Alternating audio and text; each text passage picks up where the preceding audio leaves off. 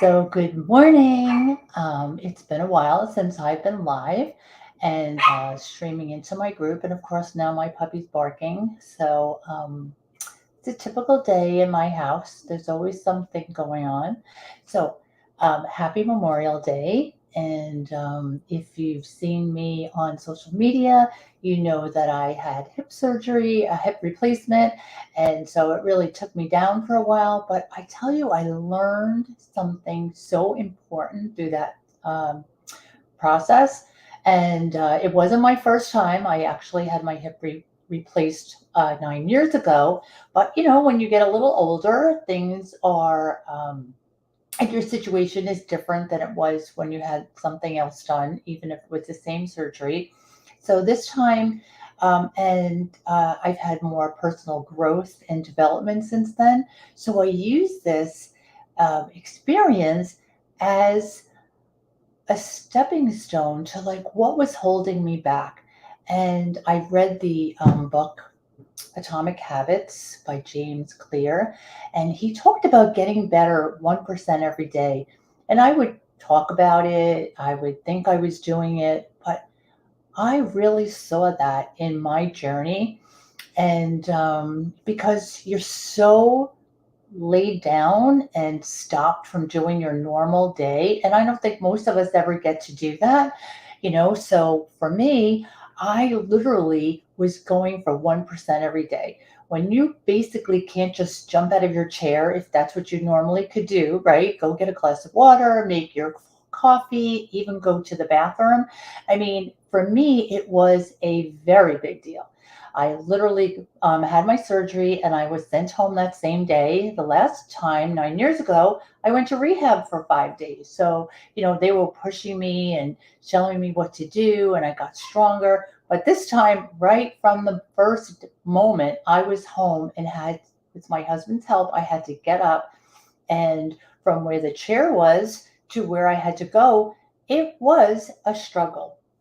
So the reason I'm telling you this is because we all have to start from somewhere and we have to know where we want to go. A lot of times I think we hear this, we go, oh, get 1% better. But if you don't have a clear destination about where you want to go, it's not as easy to do. And that's what's holding you back. You need a real roadmap to where is it that you want to go. Do you want to have success in a business? Do you want a business? Do you want a different job? Do you want to travel? Do you want to work from home? I mean, there's so many different things that people want today, and you have to really clearly write it down. So for me, it became very crystal clear. I wanted to be able to walk on my own 2 feet again, but it was very slow, methodical, 1%, sometimes a little bit more, but some days it almost said that it was almost not happening, the 1%.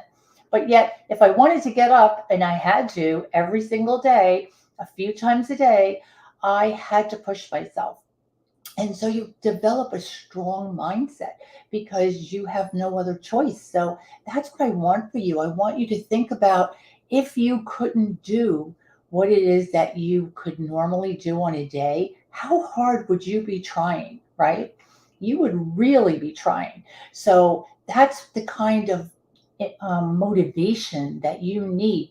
You need to figure out what is it that you really want, and get into communities if you want to be in a business. I've joined many communities and I get lots of ideas and support from others, and that's free. You don't even have to pay for that. Then you can up it and go into a paid community or a coaching program. I've done that. I've gone into different coaching programs. I've been coached by some of the really big leaders, and I have grown so much, and I wouldn't be doing what I'm doing now, coaching others to find their success, if I hadn't put myself out there, believed in myself, and now I have a clear path of where I want to go. I wanted to be an author, and it happened for me twice. I was invited to be in collaboration with other women, and I wrote two different chapters.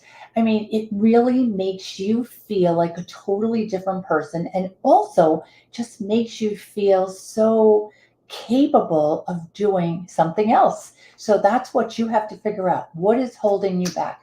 And a lot of times, I just listened to a few things this morning, and I'm always learning, always reading, listening to podcasts, following some important thought leaders.